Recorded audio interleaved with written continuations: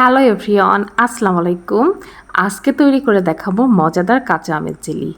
এটি এতই বেশি টেস্টি হয় যে আপনারা যদি বাসায় একবার বানান তখন কিন্তু আর কিনতে মন চাইবে না বাইরেরটা, মনে হবে যে বাসায় ফ্রেশ ফ্রেশ তৈরি করি। কাঁচা আমের সিজন কিন্তু শেষের দিকে, তাই আর দেরি না করে আমার এই রেসিপিটি দেখে বানিয়ে ফেলুন মজাদার কাঁচা আমের জেলি। তো চলুন দেখে নেওয়া যাক। এখানে আমি 2-3টা আম নিয়েছি। তো এখন আমগুলাকে ভালোভাবে ছিলে আমি ছোট ছোট পিসেস করে কেটে নিব।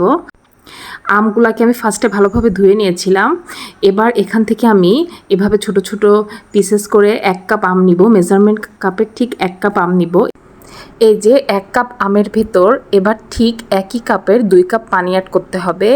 এটা হচ্ছে জেলি বানানোর একেবারে সঠিক মাপ, যে যতটুকু আম তার ডাবল পানি অ্যাড করতে হবে। এবার আমি চুলাতে দিয়ে দিব এবং সামান্য একটু লবণ অ্যাড করে দিয়েছি। তো এই যে এভাবে আমটা ভালোভাবে সেদ্ধ করে নিতে হবে। যখন দেখবো যে আমটা গলে গলে যাচ্ছে, এই যে মোটামুটি আমটা ভালোই সিদ্ধ হয়ে গিয়েছে, এখন আমি যে 2 কাপ পানি অ্যাড করেছিলাম সেই পানিটাকে জ্বালিয়ে আমি 1 কাপ পরিমাণ করে নিব।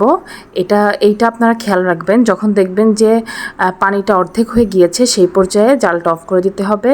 তো এই যে আমার আমটা সেদ্ধ হয়ে গিয়েছে, আমি ঠান্ডা করে এভাবে একটি ছাঁকনির সাহায্যে সেঁকে নিব। সেঁকে জাস্ট আমি আমের পানিটা বের করে নিব। এখানে একটা চামচের সাহায্যে এভাবে আলতো আলতো করে জাস্ট আমটা নাড়িয়ে চাড়িয়ে আমের যে পানিটা সেটাই বের করে নিতে হবে। এই যে আমার এখানে ঠিক মেজারমেন্ট কাপের 1 কাপ পানিই হয়েছে। এবার ঠিক সেই একই কাপের 1 কাপ চিনি আমি এখানে অ্যাড করে দেব। এই মাপটা মনে রাখবেন যে এখানে 1 কাপ আমের যে পানিটা বের হয়েছে তার ভেতর ঠিক 1 কাপ চিনি দিতে হবে। এবার আমি চুলাতে চলে যাব। চুলার চালটা জ্বালিয়ে এভাবে নাড়িয়ে চাড়িয়ে ভালোভাবে পানির সাথে চিনিটা মিশিয়ে দিতে হবে। চিনিটা মোটামুটি মিশে গেলে এই পর্যায়ে আমি এর ভিতরে 1 টেবিল চামচ যে হোয়াইট ভিনেগার এটা দিয়ে দেবো। আসলে ভিনেগারটা দেওয়ার কারণে এই জেলিটা বাইরে অনেক দিন ভালো থাকবে, 3-4 মাসেও কিছু হবে না। এই জন্য আপনারাও চেষ্টা করবেন অবশ্যই হোয়াইট ভিনেগারটা দেওয়ার জন্য। তো আর আমি এই পর্যায়ে, এটা যেহেতু কাঁচা আমের জেলি, তো আমি এর ভেতরে জাস্ট 3-4 ফোঁটা গ্রিন যে ফুড কালার আছে সেটা দিয়ে দিয়েছি। আপনারা চাইলে এটা স্কিপ করতে পারেন, বাট এটা দিলে আসলে কালারটা অনেক বেশি সুন্দর আসে।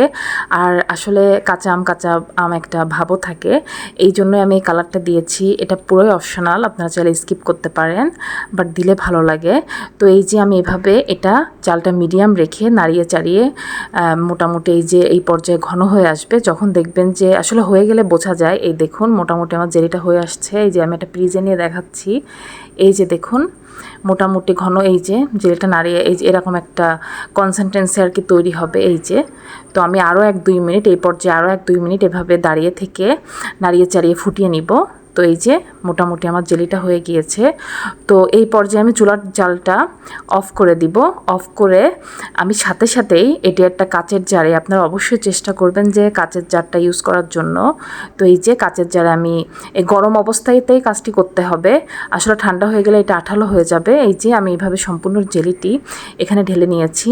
এখন আমি পুরো ঠান্ডা করার পরে ফিরে আসছি। এই যে এখন জেলিটা 4-5 ঘন্টা পরে টোটাল ঠান্ডা হয়ে গিয়েছে। এই যে দেখুন, কি বলবো, মানে দোকানের কেনা জেলির থেকে আমি বলবো অনেক অংশে ভালো হয়েছে, অনেক গুণ ভালো হয়েছে। এই যে দেখুন, আমি একটা পাউরুটিতে লাগিয়ে দেখাচ্ছি, এতটা মসৃণ আর খেতে কি বলবো স্বাদটা অনেক বেশি সুন্দর।